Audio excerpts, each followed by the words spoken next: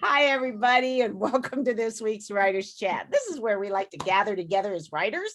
We talk about all things writing for writers and by writers, and it is good to see everybody today. We got a lot of our regular ones in the chat room, and we have one of our favorites to join us today, and I'm so excited about this topic, too. So I'm looking forward to this. So, Johnny, I'm going to give you the special honor because I think you kind of know this young lady to introduce her to us.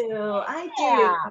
I was thinking about this last night and then again this morning. So about 30 some odd years ago, I won't say exactly how many, during this month, I was walking with my firstborn, who was 9 months old, down a hallway. Hey, buddy. When all of a sudden, she's 9.5 months old, all of a sudden she lets go of my hand and takes off walking all by herself. Oh. And I was just standing, I just stopped and just watched her go. She just had decided the time had come. Off she went. And then, time passes. And she decides she wants to go to the Florida Christian Writers Conference. And she's scared. And I'm kind of holding her hand, not literally, but figuratively. And I'm not able to go because instead I stay with her kids and her husband so that she can go. And she went, and life has never been the same since. Yeah. Unlike a lot of people who go to writers' conferences, and I had tried to sort of, manage what expectations. I shouldn't have bothered. Bethany got Writer of the Year that year, very first Writers Conference, an award that Jeannie and I both have gotten from the same conference, and came home with publishers interested in her proposal and a choice of 2 agents. So she got to choose which one she wanted. And in the years since then, of course, as many of you know, she's had, I think, 4 books published.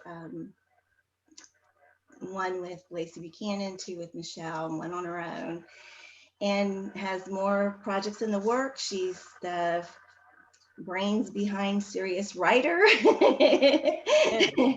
And of course, she's also works with Michelle Matlock Adams with Platinum Literary Services. So one step, right? And not to say there haven't been bumps along the road, just like a little child, there are skin knees and all of that, but it's been amazing to just watch her journey over the last few years when she decided to take that step. So congrats to you, Bethany, and we're glad to have you with us. Well, I feel like I'm tearing up right now. Like, but thanks for being here, and thanks for being so great for letting me sub in for Michelle.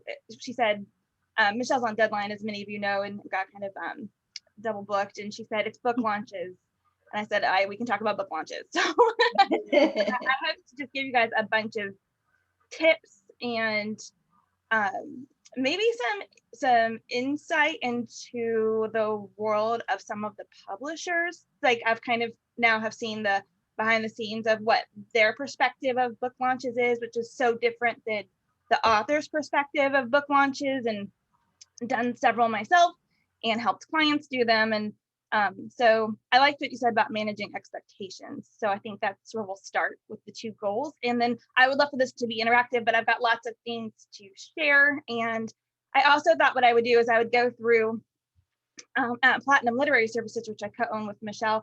We have book launch packages. So I thought I would just go through and tick off some of the things that we offer, not to sell you, but so that you can do them. Like some things that maybe you didn't think of in terms of a checklist kind of things. I don't really have one to print out. So that's what I thought I would also, that might be helpful. So if that sounds good, then we'll just jump in. So really there's 2 goals for your book launch. The main goal, 95% of the goal needs to be sales. And then the other goal is to celebrate the fact that you have just birthed this book baby into the world, but now you need to make sales. So I think a lot of times we either give it 50-50% weight, the celebration and the sales, or many times, and I've done this, I go to 90% celebration, 10% looking at the numbers. And so if you're working with a publisher, obviously there's a little bit of pressure there because you have to try to earn out that first print run. if you self-published, there's also pressure because your money is on the line. And so you now have to pay back all the money and cost that you put into creating that book in the first place. So whichever way you're publishing, we all have motivation to get the sales quickly. And pre-orders are going to be a great thing to do. And then the first month and then first couple of months after that, so maybe month 1 to 3, is really going to be your prime time. People who love you and support you, they're going to buy the book around that time. And so you're hitting that first wave of readers as you're coming out of this launch, because hopefully you've been sharing about the book, you've been talking about it on social or email, however you're communicating with people. And so they're watching this process. The book is now available for them to buy, and then it only is going to teeter from there with that first wave of buyers, if that makes sense. It's so quiet with all of you muted.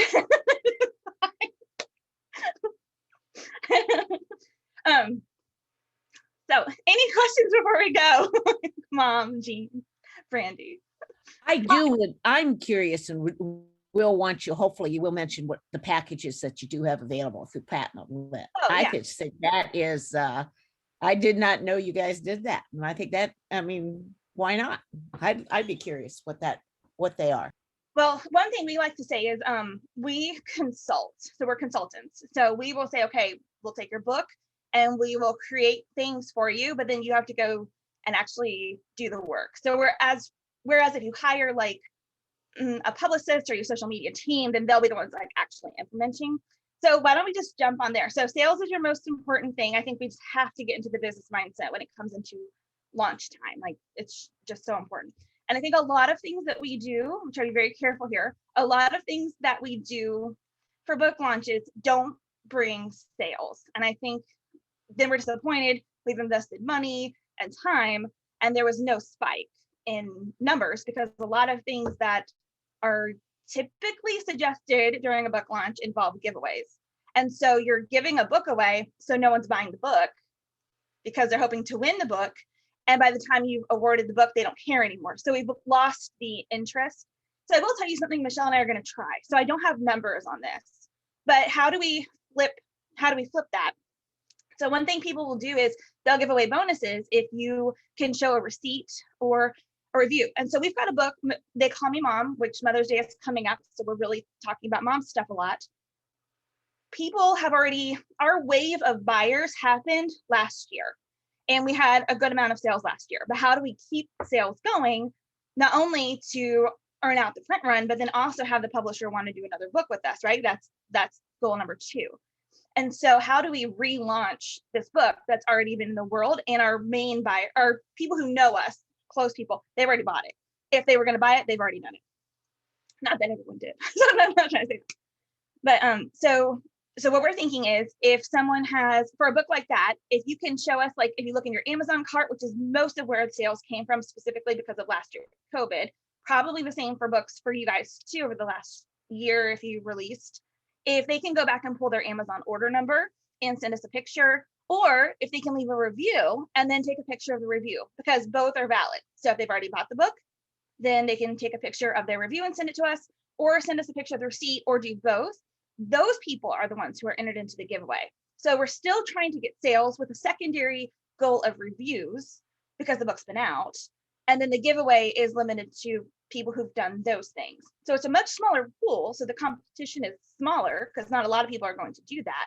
But it also lets us talk about the book again in terms of a giveaway and a review, which is a little bit of soft marketing there. And then also to help the people, and you really are targeting the people who already supported you. Like, this is just for you. You've done something, you've done an action. So this is an amazing giveaway for you guys. So this is something we're doing and kind of working on, but just as an idea. Thoughts?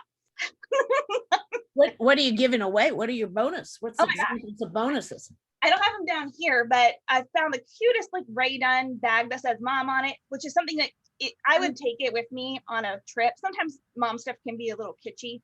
You know what I mean? Like, I probably wouldn't take it with me on the trip, but this is really cute in the journal. We got some happy planner pages. Michelle's got this amazing basket, and she's got a bunch of stuff in Indiana. So we just got to put them together. So I'm not really sure things that she has, but I wanted the basket when she was telling me what was in it. So we just need to do that. Sounds good. Jill wanted, she thought contests and giveaways had to be no purchase necessary. And I don't think so. And we haven't really gone into the legal side of that, but we will be. So Except see a a ton of people books. do this. Yeah. Yeah. A lot of people do this. Or maybe if we get into a point where there's going to be a money kind of thing involved, we'll just switch over to bonuses, which is something that happens at every lunch anyway. But I think it'll be fine. Yeah, I think I've seen a ton of people do it this way, where you show the receipt or that you've ordered it. So I think if it was illegal, something would have popped up sooner than this. But it's a big strategy for launch day to have. I guess they do call them bonuses. Bonuses. And maybe it's that everybody gets that. Then maybe that is a bit of a difference that everybody gets. If you show the receipt, you get these extra little things. So it's easy shift. If legal terms come into that, then do a bonus and do something else. Yeah. On that way, that sounds great. That's great. So what are some other tips that you got for us, Bethany?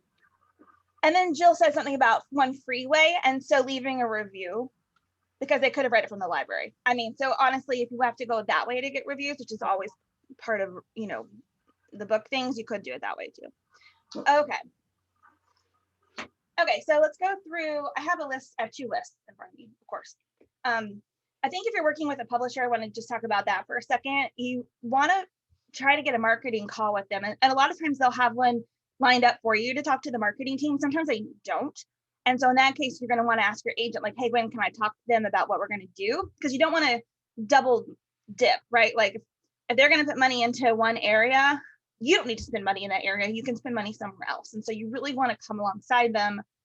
And I think not a lot of authors do this, to be quite honest. And so I think it really makes them excited because they've got someone who's willing to work with them, because they're trying to recoup their money too. They put up the most investment for the book in terms of cost.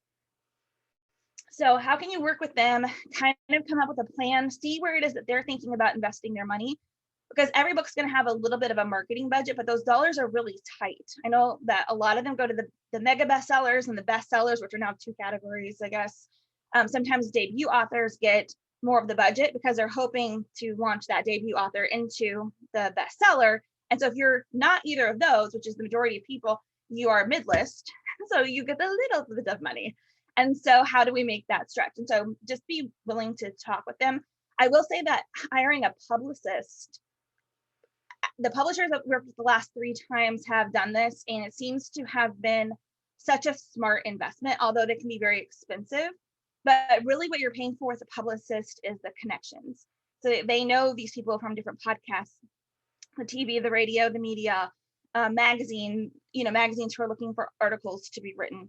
And we saw spikes, whenever we got on, and we were on Moody, and I was on in the UK, one of the biggest Christian premier radio stations. They got me on a podcast there. I mean, it was just connections that I probably never would have gotten on myself. And that was such a value to me. I think some questions are coming in, but it can be expensive to hire a publicist. But if you're thinking, okay, I have this much money to spend on marketing, maybe looking and seeing maybe a small package from one of them to even get you on a few interviews would be great. And this is stuff you can do on your own, but honestly, the connections they have are incredible. Even to the point, what I really saw the value here was, we got an email one time from the publicist that we had for the mom devotional, and she said, hey, I just heard from, I don't remember which magazine it was, I just heard from the editors, and they had someone, they couldn't turn their article in. Can you get me an article about your book in 24 hours? Yes, I can get you an article in 24 hours. But it was because she knew the person. They reached out to her knowing she would have authors willing to promote who could turn something around quickly. And that was when I saw the value of the connections that a publicist brings and the value that they bring to the table when they come to the book. So I know there's lots of, so if anyone's leaving a question or something, but one of you let me know, because I saw a bunch of stuff come in the chat. Yeah. Okay. I'm curious, did you hire the publicist or did your editor hire the publicist? The publisher did. Okay. Yeah, they did. And they can be pricey, like, because we figured out like how much they're probably spending on this, and it was a lot. But we saw book sales because of it. And so that's always what it has to kind of come back to is, was there a spike in sales here? Because that's the main goal is getting these books sold. that's helpful. Let's see. Okay, so for bonuses, okay, so I will tell you, I don't join a lot of launch teams, but I think it's Jamie, I always mix up her last name, Lima Lima. She did It Cosmetics, and I've butchered her name, but she, you've probably seen her. She ran an Instagram ad for probably at least 3 weeks. I think I saw it maybe 4 weeks. And it was a picture of her with her book, and she was asking people to join the launch team. And I probably saw that ad on my Instagram probably 6 or 7 times, maybe 8. And then finally I was like, I'll join the launch team. So I clicked on the button and I joined the launch team. And I was just like always thinking about how I'm consuming, and then how are other people consuming in the same manner. And I thought, what a smart way to do the ad, because even if I hadn't clicked on it, I was very aware that she had a book coming out, and it was in my feed all the time. And so got to be part of her launch team. Of course, you buy the book and all those things, but she has a Facebook group of several thousand people in there. And one thing she's doing is weekly videos going through the books. And so that's one of the bonuses she offered for being on the launch team, is that you get to be part of this private Facebook group, right? We all have those. But she's actually going through the book, which is kind of fun. So if you're reading the book along with her in this reading plan, you get kind of this kind of exclusive access to her. But the thing is, how does that sell books? Well, one of the things you're agreeing to when you sign up to be on the launch team is that you're going to buy a copy of the book. They're not just giving you free copies. And I think I've spent so much money sending out books to people, and I probably will never do that again. So asking them to buy the book, and the people who join your launch team are probably people who are going to buy the book anyway. So, but it does equate to sales. So she did pull me in. I bought the book. I'm not sure if I would have bought the book otherwise. So that, in that sense, it worked. And even if half of the people in her launch team in the Facebook group who are in there, if only half of them actually bought it, because you didn't have to provide receipts or anything, then that's still a lot of copies that got sold right out of the gate. And that's still a big win. Also on Amazon pushes you up in the numbers, which then pushes you into more people's feeds, which is just kind of this generating all those things. I'll just add, when you talk about sending books, and that is something it seems like we're encouraged to do, but you know, sometimes you don't like talking about experiences when you're being recorded, but here we go. I sent out, I wrote a novella with 3 other people, so there were 4 of us, and I, specifically asked people in my newsletter group, I'll send out, I think I said I'd send out 20 books, which, the publisher had given to me, but I still had to mail them. And I mean, it costs like almost $3 a book. So I spent quite a bit of money sending out books. And you can't tell them they have to do a review. It's like, even though you send them the book and the expectation is they will, it can't be a requirement. That's part of the legalities of that. And, even though there were 4 of us trying to do that, and I know I sent out probably 25 books myself, just to people who who had said, yeah, I want it, I will review it, though there's no promise really. That book doesn't even have 25 reviews, altogether. And so it was a really hard lesson to learn that, and I will not do that again. I don't offer books like that again to my newsletter subscribers. I love my subscribers, and some of them are wonderful, but there are a lot of people out there who want free books, and they know they can get them. And then lots of times what they do is sell them as a used book on Amazon or someplace like that. So that's another reason they're wanting them. So, it is just one of those balance things that you have to figure out what you're going to do and what works, and what you're told works may not work. Yeah, it makes a lot of sense. Yeah. And Rhonda asked a good question about, does the publisher provide you with sale numbers quick enough that you can really evaluate what's working and what's not? She didn't add quick enough, but I'm thinking you have to know at a timely manner so you can adjust or add or thing. Most of the time, no. Yes, I know. I would think you'd have to have like a really special relationship with your publisher to do that. One of the books that I have coming out this fall is a book with Victoria Dewar-Stock. So I know some of you may know that she started her own traditional publishing house called In Game Press. And we had talked about doing this book, I think 3 or 4 years ago. She had this idea, came to me and said, will you do it with me? And it just never was the time. And so of course I jumped on it when she's like, hey, let's do this book as part of the fall line. And I'm like, yes. So it's called Navigating Minefields, and very excited about it. What is great about working with her is that we're going to have access to all those numbers as they come out, because part of the marketing strategy that she wants for authors, and I appreciate so much because she wanted it for herself because she's an author, is, okay, we've got this thing that we're doing this mini campaign. Did it work? And how do we pivot? And how do we do it better the next time? So she's going to be offering lots of real-time numbers to her authors. And so I'm so excited. So it's almost like having the ability to do a lot of the self-publishing stuff, because you have control that if you're traditionally published, your publisher controls those things and you don't have access to the data, or you can't change things like to see what's working. She's going to be doing that. So just a plug for Vicky and the amazing thing that she's doing over there at In-Game Press. So because that's the frustrating thing, is did it work? I mean, really, sometimes all you know is if did the Amazon numbers move? And Yeah. not everyone goes there at the same time. So it's hard to gauge. It can be really hard to gauge and frustrating. And then Yvonne said something about postage is expensive. I mean, I think we got 12 to 15% return on the books that we sent out for reviews. And when you think about how much money and time it costs, like to do that, it's not worth it, I think, in my opinion. So, but it's hard to get reviews. I mean, that's just, if anyone has tricks on that, I'd love to. But kind of going back to the ads, so I'm looking at this list that I've got over here. One thing, like a social media thing, I thought I would just kind of plug in is we've been teaching over in the Serious Writer Club this thing called like $1 a day ads. And so on Facebook and Instagram. So just since January, so what, this is month 5, Michelle started out with, I think, 1,000 people on her Facebook page and started doing just these little $1 a day ads.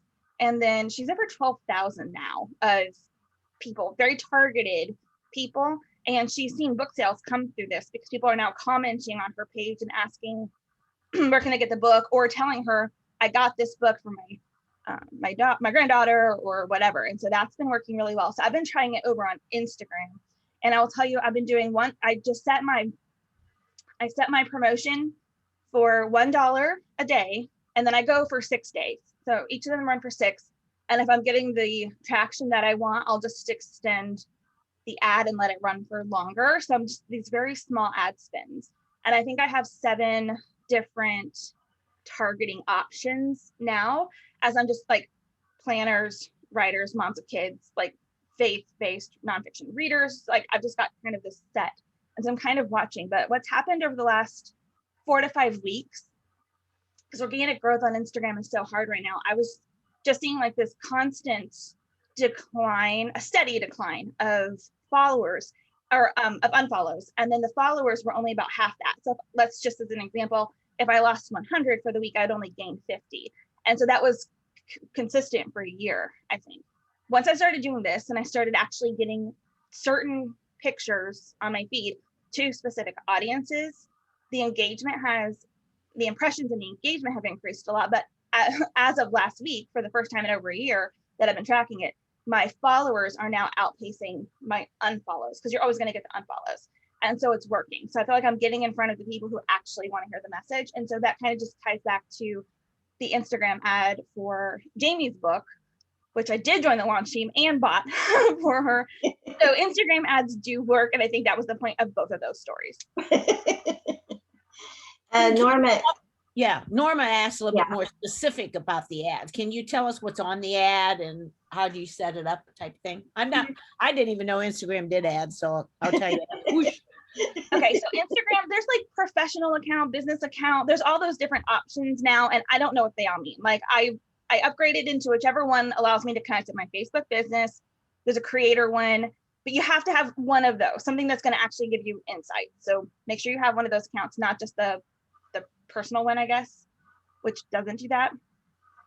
Instagram ads are much easier than Facebook ads. It's really on your phone. You have 3 choices. I think there's 4 little bars at the top, like indicator bars of how far you are in the process to go.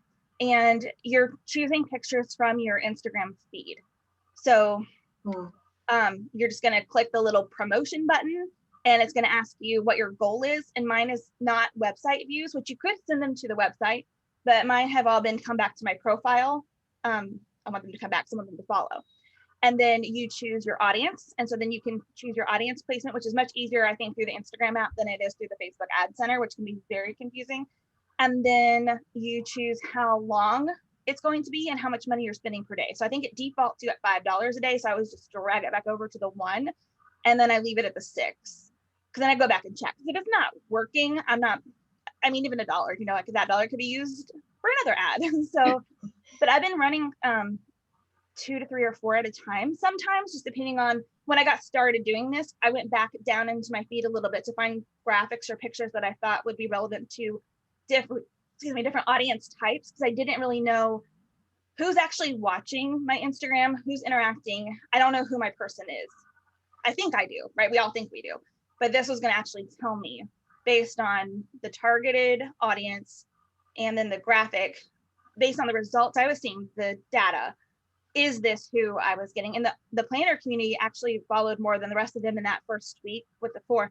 And I was surprised. I thought it would be more moms with that, but it wasn't. So you kind of just do this testing. And then I'm going to be at this point, so this is my encouragement to you, do testing for 4 to 5 weeks with multiple kinds of content on there. Just do small ad spends, because then I'm almost at the point where I'm going to look at all the data and then double down. And my Instagram content 6 is probably going to go to a content 3 once I know exactly who's actually following and saving. People are saving my stuff too on Instagram, which I was surprised. I wouldn't have thought that. So those are the kinds of things you're looking for. And then, based on your goals. So Instagram it feels like a whole nother class. I feel like I got a little off topic here, but I just want you to know it's working. It is working. Yeah, it is. It is another class. Yeah, I think so. So maybe we'll put that down for later. We'll have you back and talk about Instagram again and Instagram ads and stuff. But it sounds like it's something we should consider as part of our launch to get us back. Oh, yes. So I started using the app called InShot, which is wonderful and it's amazing. And I think everyone should have it if you're trying to do content, because you can change. The biggest reason why I love this app is because when you open it up, you can edit video or pictures. Almost every picture that I'm doing right now is edited in the InShot app. And I just paid for it to get the watermark off. I think it was $14 for the year. Here's why it was worth it to me. There's and I had to Google this, right? I'm on YouTube figuring this stuff out. Like my 12-year-old can figure this out intuitively. So it's easy, but I'm also like, I don't know what I'm doing. So looking at tutorials. Well, there's a thing at the very bottom of the menu bar called Canvas, and it will resize your video or your picture for Facebook, Instagram stories, Instagram, TikTok. So if you've got one video that you want to go to Instagram and TikTok, you can just go back and edit it that way. And that was time saver beyond belief. So InShot's wonderful. So I've been putting a lot of text on my photos. So I think the question was what I put in the ads.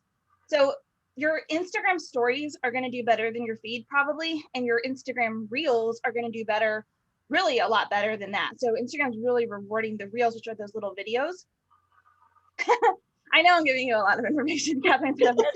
That's good. We can take it in. This is just the fun stuff that I've kind of been doing like lately. So it's fun to talk about it, actually.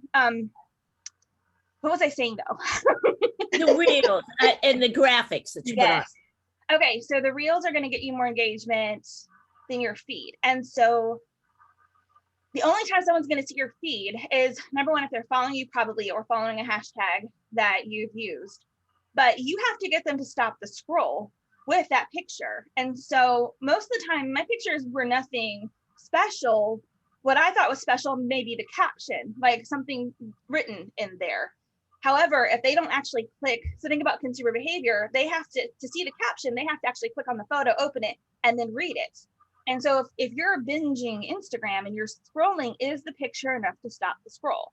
But one of the tips that I've been learning about videos and reels is always have the Virginia Kerr on Instagram. That's who everybody should follow. So by the way, this is Virginia Kerr. I'll type it in here because this is where I got the tip. She's amazing on Instagram. But she was saying you have to put the text right on the front of the video. And I've heard people on TikTok say this as well, because it stops the scroll. It lets people know exactly what this 15 or 29 second video is going to be about. So I thought maybe I should do that on my pictures. So if someone's scrolling, they might stop and read the text on the photo, where they may not read the caption. So my Instagram isn't super pretty right now, but the pictures are getting a lot of engagement because I think people are stopping to read the text, which isn't always the easiest to read, and I know that, but they are stopping to read it, then sometimes reading the caption, and then I'm getting comments from people who I don't really know. And then those are the ones that I'm running that $1 a day ad on. So I'm kind of watching the behavior and then pushing it out, if that makes sense. I'm looking at your Instagram That's page. going It there does too. look pretty. And it does look, it's not, the colors, most of the colors do go together, and you know, I'm trying. word and a picture and word, you know, so there's that pattern to it. But what I'm curious is, I don't know which one's ads and which ones are not. Tell you. Maybe that's the compliment. I'm thinking the boy mom is an ad, but you know, what I'm saying is, I think that's a nice, it to me, that said something positive as I look at, you know, that I couldn't at first glance tell which one's ads, which are not, if I don't know. So that's good. It's not like in your face selling type thing, which I like. So the nice thing too is that when you do it, like, well, I know it's hard to see because of the light, but I can, when I look at mine, I can see insights and which ones are being currently promoted. So I'll just do a quick scroll just for the recording. If anyone wants to know, I'll tell you which ones I've got promotions on right now. So I'm starting at the top. This week's before the pin layout, the empty planner page, that one's being promoted right now. The second one is a reel, which you can't promote, but I would have. The soccer one I'm not doing yet because I have another one I think that's running right now, and then I will. The worthy, not worthless words one is being promoted. Really? Which me am I going to be today with all the Lego heads is being promoted. And the boys will be easier when they're older with those kids in the middle of the field. The truth, my boys need me in their teams. That one's being promoted. So when that one ends, it's doing well. So I have it continuing, and then I'll push the other one. Okay. And I think so that's just curious, and we're really off the topic of book launches, so we need to get back. But just curious on this, the one with the quote, you got the worthy quote, which is a Jeremiah quote. A lot of us do use quotes on that. What is the purpose of promoting that? I am trying to, so I've got 3 groups that I'm trying to reach right now: the planner community, moms, and then Christian women who read Christian nonfiction faith-based books is my title. And so I have this very targeted to people who like a lot of Christian women speakers and books, I think are the criteria that this ad only goes to those people. So I'm kind of watching to see how it's going to work, and if that's even going to be a good use of time and money, because this may not work, but it is a Bible verse. So a lot of people sometimes will like a Bible verse, so they'll save a Bible verse. So this is going to be one of the ones I'm interested in. Okay. And I talk about it being in a book that I wrote in the caption. So I kind of have this very, very 1% soft, subtle thing about writing. And so I'm just trying to see if that matters at all. I'm just kind of testing it. Okay, just curious. Okay. Book launches. Okay, let's go back to book launches. That was good. That was good though. That was great. But these were great things to do leading up to your book launch, because the more people who you have targeted who are following you, and that's probably more book buyers too. So, all right. So let me just go through the list of things. I'm just going to go through our platinum book launch list. Okay. All right. So things that you should have for your book launch, let's call it like that. You should have a personalized press release. Press releases are so valuable. And so you can Google how to write a press release, and there's free templates everywhere, and you can just put your stuff in and you can send it out locally, but you can also send it to online magazines or online newspapers, because a lot of people, I don't know the numbers on here, so I could be wrong, but my guess is that a lot of people consume their news online in some form, although some will pick up an actual paper. So don't forget that there's like tangible papers and then online ones as well. So send those out.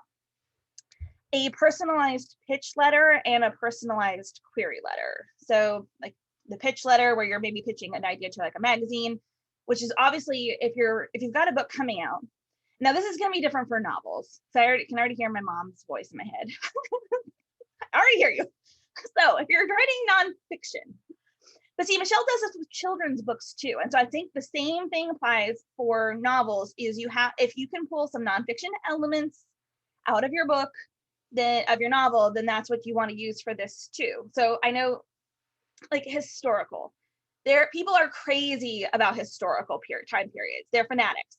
And so create some pitch letters to write for some publications or organizations where their readers would love to have some fun facts, all this research that you did. I just feel like it goes to waste for so many novelists, and yet it's fascinating for the people who love it. So a pitch letter to pitch ideas. And I think you need to go through your book. If you've got a nonfiction book of 15 chapters, then maybe one of them is like maybe not a full takeaway chapter, but you should have 12, 13, 14 topics, because those were your reader takeaways, and you can find those in the chapter breakdown section of your book proposal if you put a lot of attention into the book proposal, which is why your proposal is everything, if you can do it that way.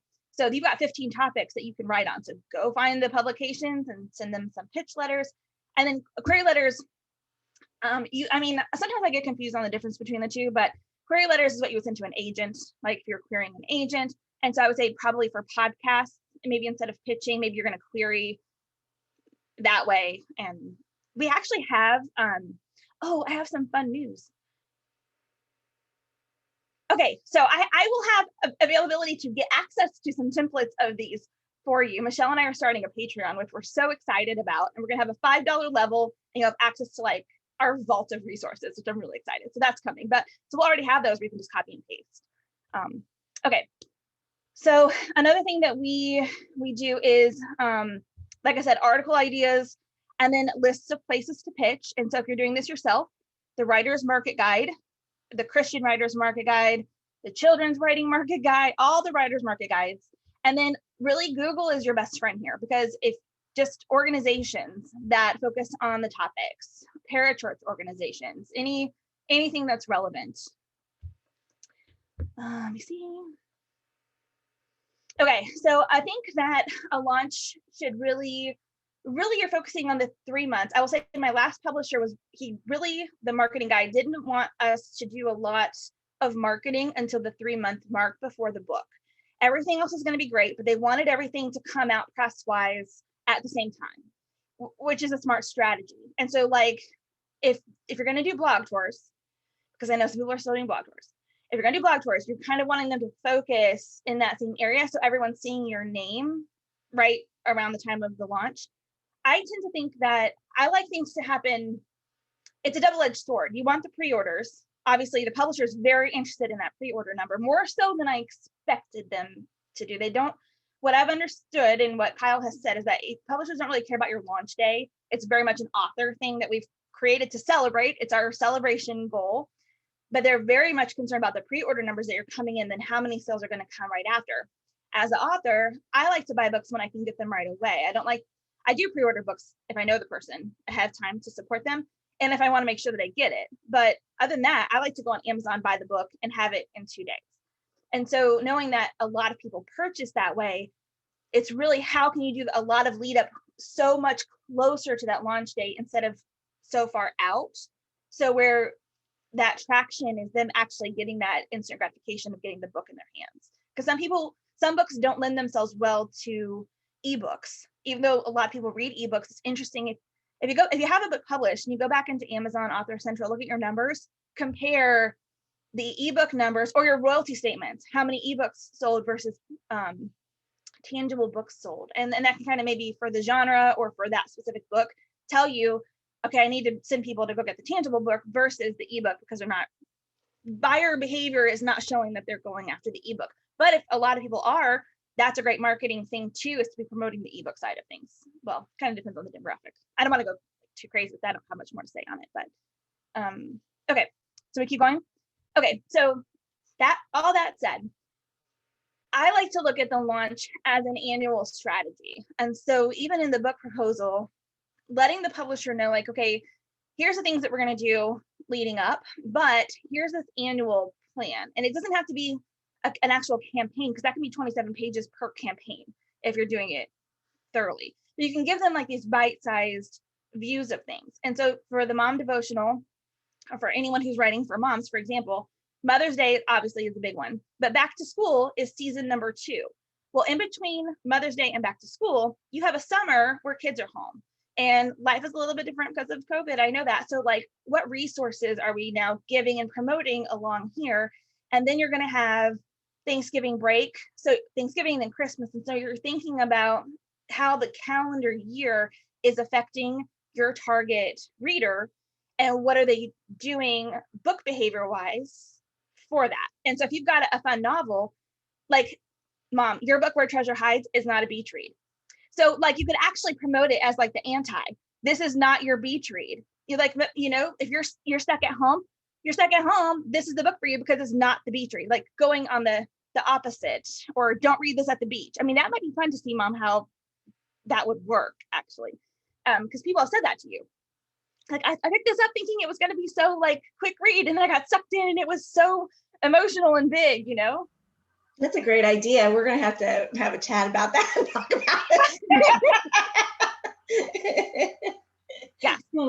Yes, the anti-beach read. And Melissa said blogs and podcasts, and I should have said that. Yes, blogs, magazines, podcasts. Yes, pitch this. I'm glad she said that in the chat. Okay, so what you want to do is go to nationaldaycalendar.com or buy the calendar, which is what I finally did so that I could just go through it. And then if you have a happy planner, they have perpetual annual pages usually in the front of them. And basically it's like they have 3 columns where it's like January, February, March, April, May, and June. Those are wonderful pages to use to mark down the national holidays and national months that are going to apply to your book. So if you have more than one book, you're going to need to do this for multiple books. But that's pretty much the heart of your social media campaigns. If you're not sure what to be posting, whatever book you're writing on, even if you don't have the book out yet, you're in better position.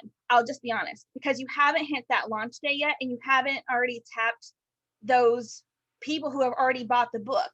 Every sale after that initial 3 months, you're working hard for. And so like, I think pre-launch is always the best place to be, no matter how long it's going to be until you do launch. If you're working on a book, you're in the best spot, because these are the things you need to be thinking about now and then talking about to get the readership.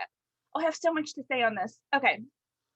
So you want to look for evergreen themes and topics, look at the national holiday list, look for hashtags that are going to work for each one of those to make sure that you're taking advantage, especially on Instagram, which is going to be like the hub for this, what hashtags are being used, because the thing is, this is something that people are already talking about. There's already marketing. I don't know if anyone's putting marketing dollars into it. Some companies probably are promoting during that time. Like tomorrow is Cinco de Mayo. I mean, and today's May the Force be with you. If you have any kind of fantasy book, everyone's talking about that right now. So like, this would be the time to weave your book into the conversation. You're not paying for that. Like you could run a little bit of an ad spend on it, but the thousands and millions of dollars into marketing ads on this have already been done by the bigger companies. And so you're just kind of riding the wave of it. So be thinking about things like that. So we think of it as a multi-tiered launch. And that's kind of how we preface it. We say, this is the 3 months leading up to, these are the 3 months leading out. And now you go quarter by quarter through an annual year. And then once you have your year plan for your book, you just look at what you did and either you've learned, right? We now have data, but you've also learned from the people who are in your Facebook group, or new things have happened. And so now you get to do the same thing and adjust and pivot, make it better, or you scrap it and never do it again and try something else. But now you actually have a plan. And so the pressure of feeling like you always have to market the book is gone, because you know exactly what you're going to do. And your stores like Target or Walmart are the best. Hobby Lobby, Michael's or Joann's, they're always like, how early did Valentine's Day come this year? Did anyone notice in the stores? It was like Christmas had ended in like January 1, it was like Valentine's. I was like, oh, we're not even celebrating New Year's this year, I guess. Like even in maybe December. So think about, they have spent hundreds of thousands of dollars knowing that their customers are buying, or they wouldn't have put it out that early. So take your cues from the stores. If they've got Valentine's Day stuff out, you're already behind. So it's time to start queuing up for the Valentine's Day lead-in, and do the same thing with the national holidays. So if like National Kindness Day is something that would work for your book, why not stretch the campaign 3 or 4 days prior to where you're the one letting everyone know, hey, next week is National Kindness Day, and my character did this, or this is a tip that you could do, soft references to the book, and then talk about it every day for the next 7 days. Or offer a PDF that's going to offer 7 ways to show kindness show kindness for a week challenge. And then every day they're going to get an email to do that too with an ask for the book. Can I share a screen real quick? Because that kind of leads into like a graphic that I have. Okay. And I got to make it a little bit smaller because I think it's not. Okay, so this is just from a class that I taught called Basis of Email Marketing, but sometimes it can be helpful to screenshot. So I'll just kind of go through. The heart is your subscribers, wherever they're coming from on social or whatever. If you're doing like a 7 days of kindness challenge, you're going to send them directly to the landing page, not just your website, because chances are if they can't find it, they're not going to stay. So you're going to send them to the squeeze page, deliver the lead magnet, and then the biggest email that you can send is that welcome email, that very first email that someone gets. And so you're going to talk about what they just got delivered, add some value, and then for however many emails, like email 1, 2, 3, however many emails that you're going to send, offer a ton of value. Now, I was just talking to a client the other day, and we thought for her book launch, she could do 3 lead magnets and then do 3 emails. And so let's say her lead, like let's go back to kindness day, something about kindness. She can have 3 different lead magnets for this. And so if somebody opts into the first one and they go into her welcome funnel, email number 2 is going to be giving them that second lead magnet, which is just a PDF probably. And then email number 3 is giving them that third lead magnet, because once they're your subscriber, there's no reason to have them go back in and re-sign up. You can just send them stuff. And so then if the subscriber comes in and they get lead magnet number 2, that's when they opted in, then they get the welcome email, they get some value, but then email number 2, the next day or the next couple of days comes in, they're getting the first one that they didn't opt into, and then they're getting the third one. So that's actually another strategy, is to create 3 resources. And then over the next week or so that you're sending this funnel, is deliver the other resources that you've created without making them opt in. And then you go to your ask, and ask is probably to buy the book, join the launch team, whatever it is, and then you drop them into your newsletter. If you go from subscriber to lead magnet, you send them the welcome email because that's how they're getting the PDF. But if you skip the rest of it and you drop them into the newsletter, or even if you don't send them like anything else, sometimes that's a easy way for people to unsubscribe from your newsletter, because you didn't give them a chance to get to know you and you didn't get to know them through this funnel. So this is a funnel. So I'll leave it up for just a second and then come out. And then I also have this one. If you don't have anything to sell or offer, because maybe you don't have a book out yet, maybe you ask them to join a Facebook group that you've created. That would be an ask. But after your funnel, if there's nothing to offer, you can just drop them right into your newsletter list. So that was something like we had just done with somebody for their launch that's coming up.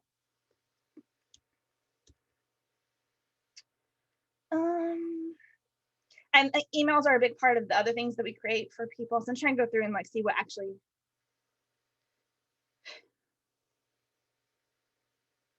Okay. Those are some of the things, the big things anyway. Okay. Sounds good. Sounds good. We were talking about some of us don't like, Brandy said, that barrage of emails. I unsubscribed the other day from somebody that was on his about 4th or 5th one. I don't mind 1 or 2 because I understand the funnel. But boy, I tell you, they get more than about 3. I hit the unsubscribe button even if I'm still interested. You get just too much of them. I think that you're being upsold something, Mm-hmm. I think it really drives home the point to make it really clear what they're getting when they're opting in. So like, let's say your squeeze pages that you're giving them, like for her, like one of the 3 resources, and then we'll gift you the other 2, or in that welcome email, letting them know, I've got 2 more of these, keep an eye out for your inbox. Or if you're doing like a challenge or some kind of study, they've chosen to opt into that. So I think that can kind of help with that too, because otherwise I think people, like Gary Vaynerchuk talks about the jab, jab, jab, right hook, like the right hook is the ask. I think people go directly from, I have your email, and now they're asking you for stuff. So it feels like, and I unsubscribe from those 2. Yeah, sounds good. Sounds great. Do you really, what do you think about gathering people ahead of time for the book launch team type thing? Is there an idea about how to do that in a quick, easy way? I mean, I'm going back to Jamie from It Cosmetics. It was, I saw her ads at least a month out on Instagram. Back to the ads. Because otherwise, here's the thing. I think we get a lot of writers joining our launch teams. I don't know if that's just me, but that's mostly the pool, and that's not really your readers. And so she is the only person that I don't have any well, besides Gary Vaynerchuk, but I wasn't on a launch team. I just bought the book. But she's probably the only person I've joined a launch team for that I don't know. And it was because I saw her ad. Good, very good point. Very good point. It's an excellent point, because that is true, and it's really important to get. I mean, you know, you're right, and we can't support everybody. I mean, I wish I could be on all your guys' launch teams and just do everything you want me to do, and I just can't. You know, there's just not enough time to do all that. But you know, it's great to start out with that as your base, but you've got to get readers. You've got to get those people drawn in that you don't know, that you've not met at writers' conferences, that isn't part of this whole writing community, and get that to be, you know, your fans, to be your base. And it can. So I have a question about that. Yeah. So it is, because I've thought a lot about that and thinking, you know, I have a lot of connections with writers, but I need to connect with fans, not writers. And the people that will be interested in what I write are not going to be the readers. And so what is one of the best ways to connect with readers and get in a group? I thought about, do you join, like, say I write fantasy and science fiction and all of that. Do I join a video gaming group and just get to know people? Do I join, you know, where are the readers found? How do you find your readers so that you can better reach them with your marketing tools? Do you join groups? Do you do the things they do? I mean, how do you do that? Okay, so this is just me personally. So people like, oops, I don't want to talk to Siri right now. Sorry.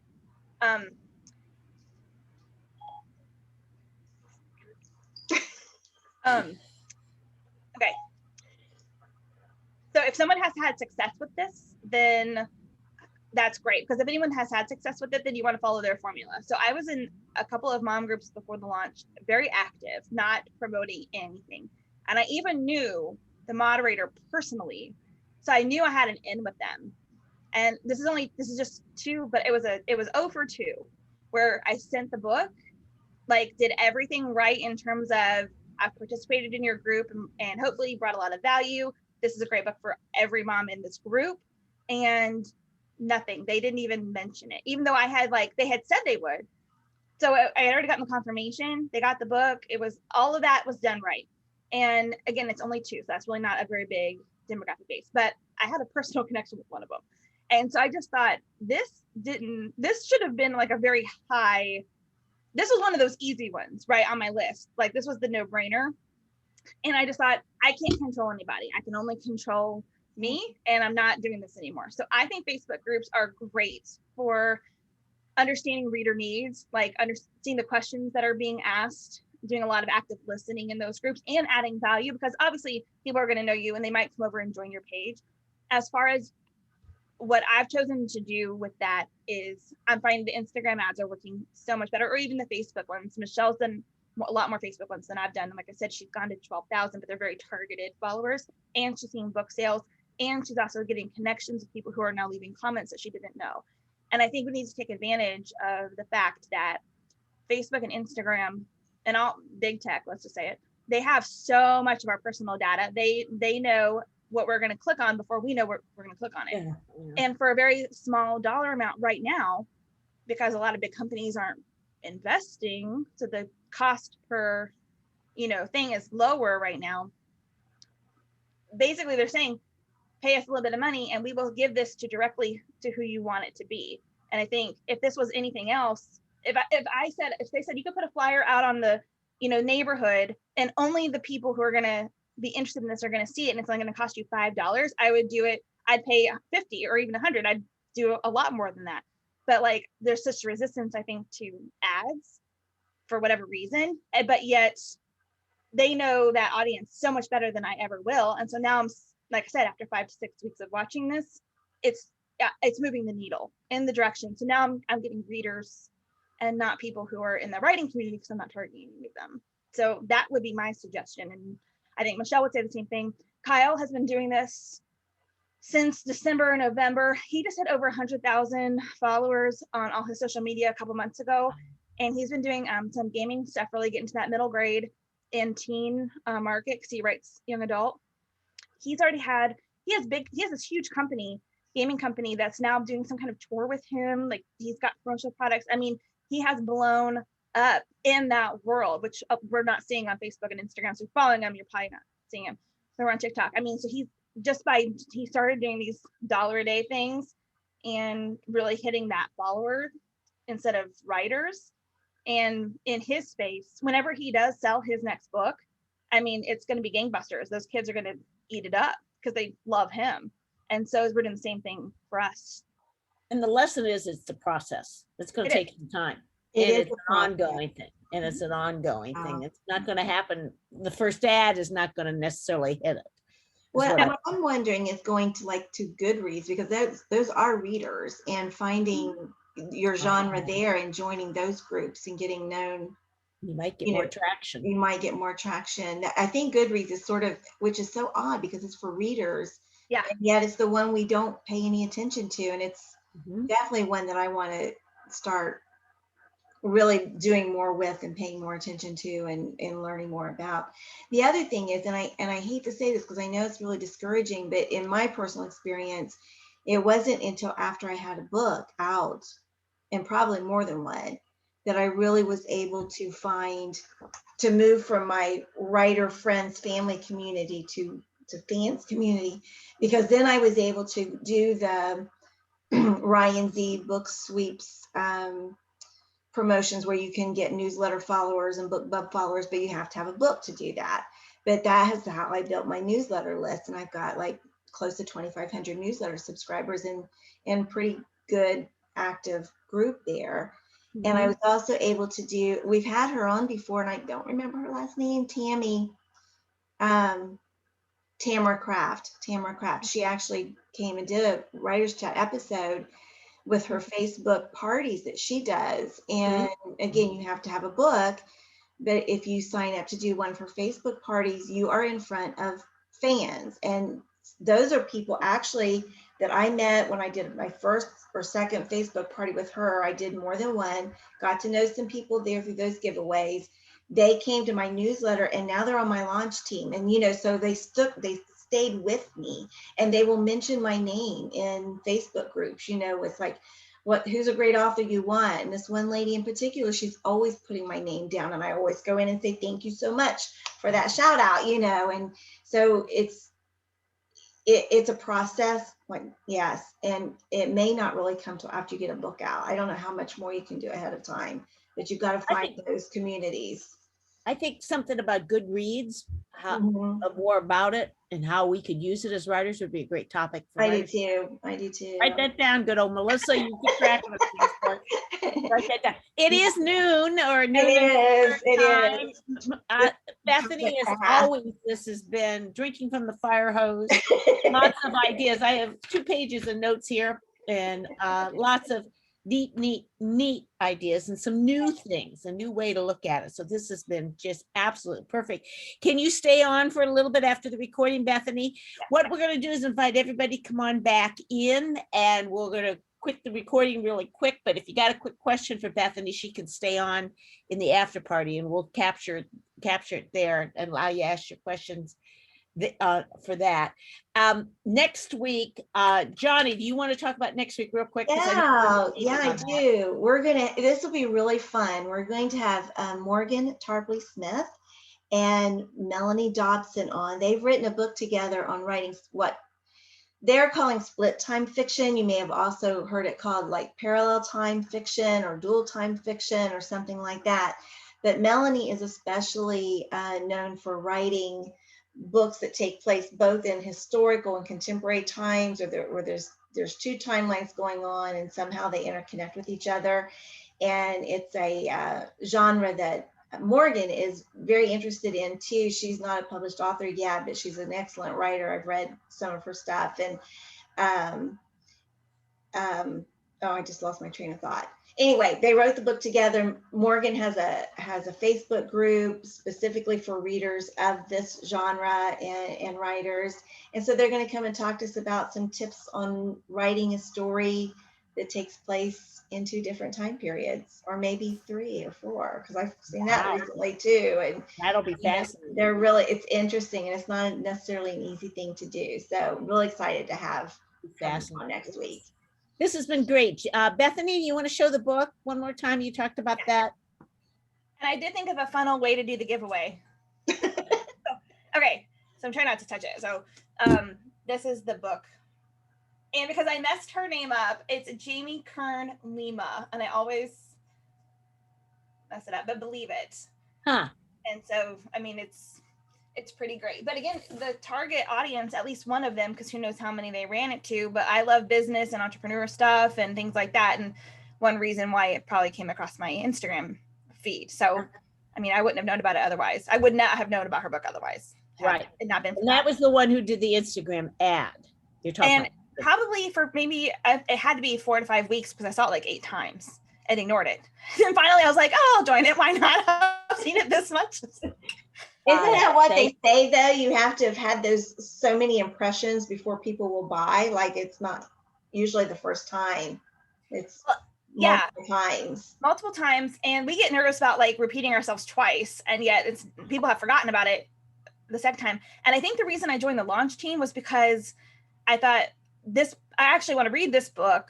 I might as well join the launch team. I'm going to buy it anyway. And then I wanted to see how they were doing it, but there's always the bonuses involved too. So I thought, and I think that's what made me pull the trigger. And then, okay, so talking about the giveaway, we have a Facebook group for people, which people can join. But let's say you set it up to where only the people on your launch team who you've asked to buy the book, which of course you don't know if they're doing that or not. They get access to the Facebook group. Probably the majority of people in there bought the book, but then you can do a giveaway to your Facebook group. And there's no purchase then to enter because you're just promoting it to the group. So that would be a way to filter who's coming into the group. Of course, you wouldn't have to make them show receipts or anything. But if that link was an invitation to people through an email funnel or something, chances are you probably are getting book buyers in there. So it's a ways around it, isn't it? It's a way around it because you're not trying to cheat. No. Don't cheat them, but try to stay legal and all that. It's that way. Bethany, this has been super. Thank you for jumping in time in the last day and being willing to do this. We always love picking your brain, and we hope you come back. Thank you. I love your enthusiasm, and always we learn something. And so, and next week's topic will be really fascinating. Yeah, stuff like that. So we look forward to that. And thank you everybody for being with us today. And we'll see you next week on Writers Chat. And come on in for the after party here in just a minute. So bye everybody. Bye.